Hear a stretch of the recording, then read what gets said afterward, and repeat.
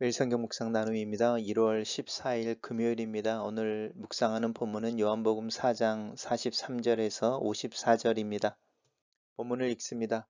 이틀이 지남에 예수께서 거기를 떠나 갈릴리로 가시며 친히 증언하시기를 선지자가 고향에서는 높임을 받지 못한다 하시고 갈릴리에 이르심에 갈릴리인들이 그를 영접하니 이는 자기들도 명절에 갔다가 예수께서 명절 중 예루살렘에서 하신 모든 일을 보았음이더라.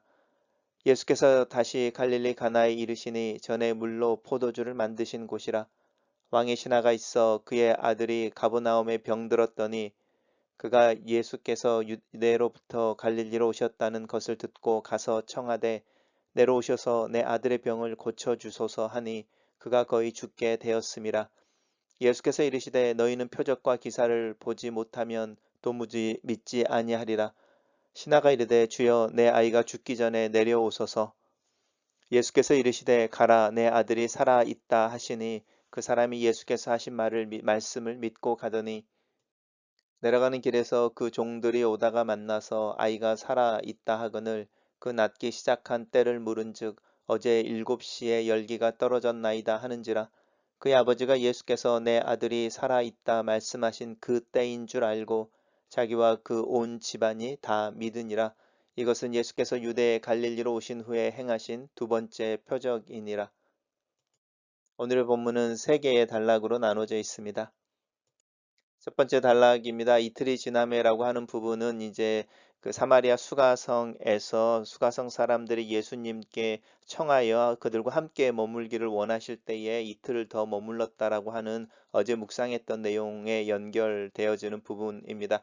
거기라고 하는 부분은 사마리아를 의미하고 이제 사마리아 수가성을 의미하는 것이죠. 이제 갈릴리로 가시며 충이 말씀하시기를 선지자는 고향에서 높임을 받지 못한다. 이제 이 말씀이 사실은 누가복음에 나오는지요. 이렇게 누가복음에서 특별히 예수님께서 나사렛의 회당에 들어가셔서 이사야서를 펴서 우리가 이야기하는 유명한 그 나사렛 선언이라고 하는 본문을 읽으시죠. 그럴 때 나사렛 사람들이 예수님을 향하여 우리가 아는 예수가 아니냐, 또 요셉의 아들, 또 그 예수의 형제들이 우리들 중에 있지 아니하냐 이렇게 이제 막 이야기하면서 예수님을 절벽에 떨어뜨리려고 하는 장면이 나오는데 이 선지자 고향에서 높임을 받지 못한다라고 하는 부분이 그런 부분과 연관되어져 있습니다.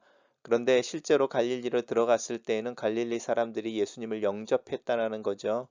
왜냐하면 그들이 이제 유월절이죠. 유월절에 예루살렘에 갔다가 예수님께서 예루살렘에서 행하신 모든 일을 보았기 때문에 예수님의 가르침과 표적을 보았기 때문에 그 갈릴리 사람들이 예수님을 영접하고 또 예수님을 따르고 예수님 보기 위해 나오는 모습을 보는 것이죠. 그 믿음이 다 표적과 관련되어져 있습니다. 단락을 요약해 보겠습니다. 수가성에 이틀 거하시고 예수께서 갈릴리로 가시니 유월절 명절에 예루살렘에서 예수께서 행하신 모든 일을 지켜본 자들이 그를 영접한다. 이렇게 요약했습니다. 두 번째 단락입니다. 다시 갈릴리 가나에 이르시니라고 말하면서 다시라고 하는 부분은 이 가나라고 하는 부분에 이제 가나라고 하는 지역에 예수님께서 그 전에 가셨다라는 걸 암시하죠.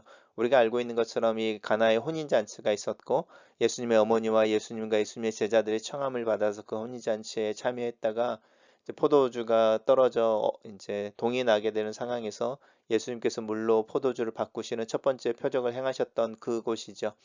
그 이야기를 이제 리마인드하고 있습니다.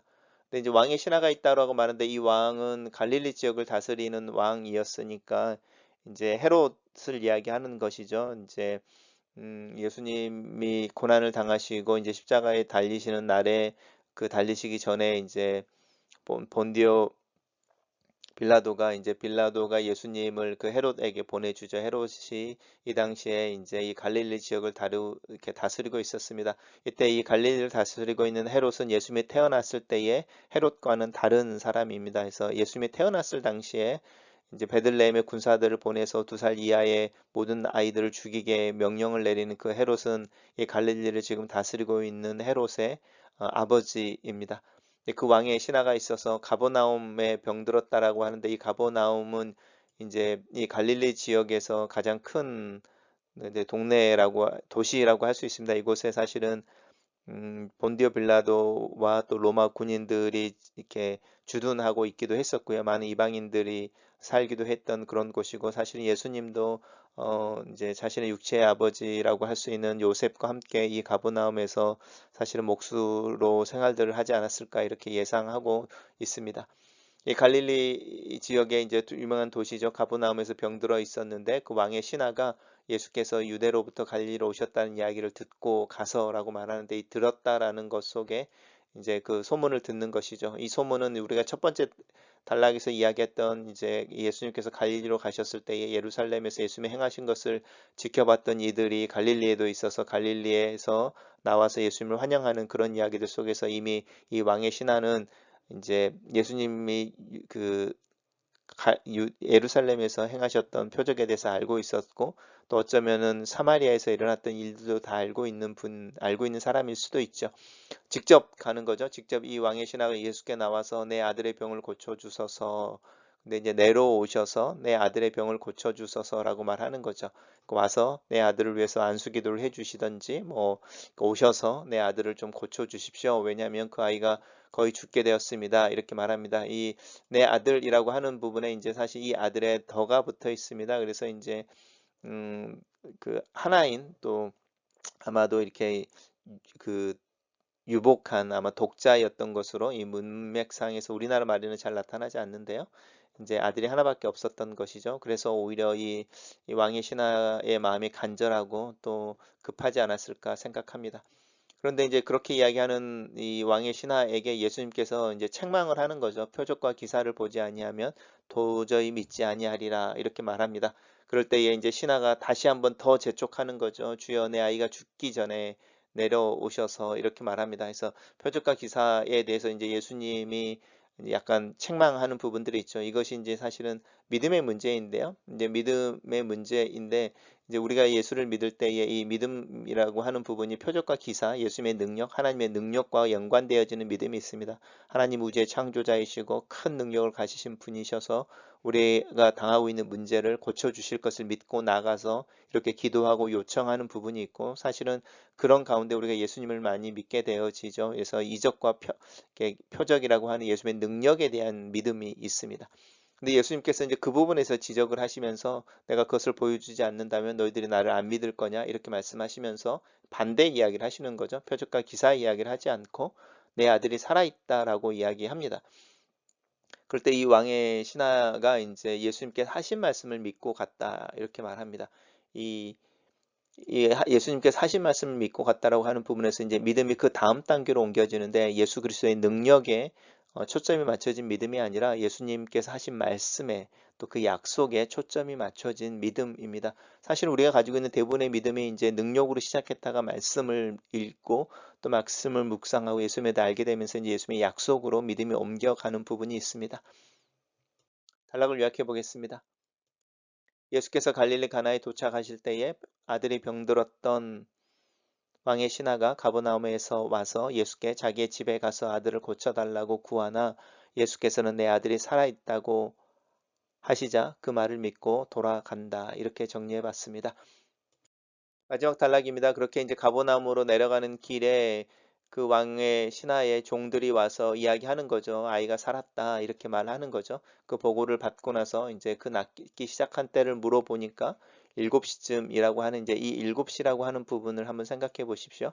그래서 우리가 이제 계속적으로 이야기하는 부분인데요. 이제 6시가 정오인 거니까 이게 지금 히브리 시간으로 이야기한다고 그랬죠. 아침 6시부터 저녁 6시를 낮 시간으로 칠 때에 이제 6시가 정오인 것이고, 그러니까 이제 오후 1시쯤 된 것이죠. 7시니까 그때쯤 열기가 떨어졌다 이렇게 말합니다.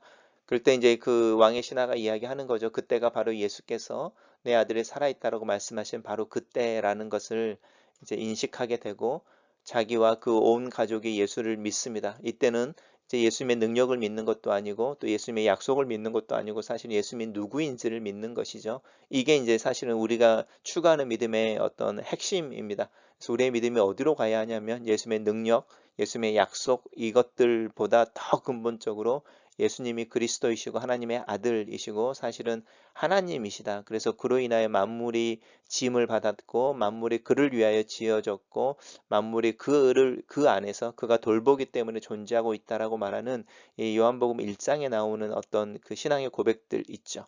그런 고백들을 믿는 거죠. 예수님의 누구인지를 믿는 것이 사실은 가장 중요한 믿음입니다. 그러니까 이제 계속 이야기합니다. 이 표적을 통해서 이제 예수님의 영광이 드러나는데 이 예수님의 영광이라고 이야기하는 부분은 예수님의 능력에 초점이 맞춰져 있는 것 같지만 사실 예수님의 누구인지에 초점이 맞춰져 있습니다. 그래서 우리의 믿음 또한 우리가 고백하는 예수가 그리스도다라는 말의 의미를 깊이 묵상해 볼 필요가 있습니다. 단락을 요약해 보겠습니다. 왕의 신하가 예수의 말씀을 믿고 집으로 돌아가던 길에 하인들에게서 아들이 살아있다는 말을 듣고 그때가 예수께서 말씀하신 그때인 줄 알고 그와 온 집안이 예수를 믿는다. 이렇게 요약했습니다. 첫 번째 묵상 나눔입니다. 선지자는 그 고향에서 높임을 받지 못한다. 그러나 그 선지자가 표적을 보이고 이적을 행할 때는 경우가 다르다. 오늘날도 얼마나 많은 사람들이 신유나 표적을 드러내는 목사나 사역자를 따르며 그들의 가르침에 미혹을 당하는지 귀에 들리는 소리보다는 눈에 보이는 현상이 더 큰 힘을 발휘하는 것이 사실이다. 믿음도 보이지 않는 하나님을 믿고 의지하는 것보다 경험하고 눈에 보이는 이적에 더 마음이 간다. 문제는 그 눈에 보이는 현상 뒤에 계시는 보이지 않는 하나님은 보지 못한다라는 것이 문제이다. 하나님에게 마음을 두고 하나님을 믿을 때 내 눈이 보이는 이적이나 현상에 감사하고 감동하면서도 그것을 일으키는 주체가 되시는 분이 하나님이라는 것을 잊지 않을 수 있어야 한다. 하지만 오늘날 믿음이라고 하는 것이 눈에 보이는 증거가 없이는 증명하기 힘든 것이 되어가는 것 같다. 예수께서는 보지 않고 믿는 믿음을 칭찬하셨는데 두 번째 묵상 나눔입니다. 예수께서 첫 번째 표적을 일으키신 곳에 갔을 때에 또 다른 표적을 구하는 이가 등장한다. 왕의 신하라는 이 남자는 자신의 정보력을 통해 예수께서 예루살렘에 행하신 일과 사마리아에서 일어난 일과 이전에 가나의 혼인잔치의 표적을 모두 알고 있었을 것이다. 예수께 나와 병든 아들을 고쳐달라는 그의 요청에는 머뭇거림이 없다. 그는 분명 예수의 능력에 대해 분명한 확신을, 믿음을 가지고 있었다. 내가 사랑하는 이의 치유와 회복을 위해서 기도할 때 가지는 믿음보다 훨씬 더 큰 믿음이 보인다. 그러나 예수께서는 그의 요청에 대해 책망에 가까운 말씀을 하신다. 그리고 그 왕의 신하에 내려오셔서 내 아들의 병을 고쳐주소서라는 요청에 내 아들이 살아있다라고 담담하게 응답하신다. 예수의 능력에 대한 왕의 신하의 믿음이 예수의 말씀과 약속에 대한 믿음으로 변화되고 있다. 그는 이제 예수의 능력에 대한 믿음에서 예수님께서 하신 말씀에 대한 믿음을 더한다. 사실 아침에 성경을 묵상하면서 밑줄을 긋고 읽는 대부분의 성경의 구절이 하나님의 약속이다. 이 약속에 대한 믿음을 고백함으로 하루를 시작하게 된다. 세 번째 묵상 나눔입니다. 왕의 신하의 믿음이 예수의 능력에 대한 확신에서 예수께서 하신 약속의 말씀에 대한 확신으로 옮겨가더니 이제는 예수 그분을 믿는 믿음으로 확장된다. 궁극의 믿음은 능력이나 약속이 아니라 그 능력의 주체, 그 약속의 주체가 되는 하나님을 신뢰하는 것이다. 예수 그리스도께서 그리스도이심을 고백하는 것이 궁극의 믿음이다. 믿음에서 경험하는 다양한 경험들은 하나님을 하나님으로 인정하고 예수를 그리스도로 고백하는 믿음으로 이어지지 않는다면 더 큰 경험, 더 강력한 경험을 추구하는, 즉 믿음을 핑계로 자신의 만족을 추구하는 영적인 목마름에 빠지게 되는 것을 자주 보게 된다.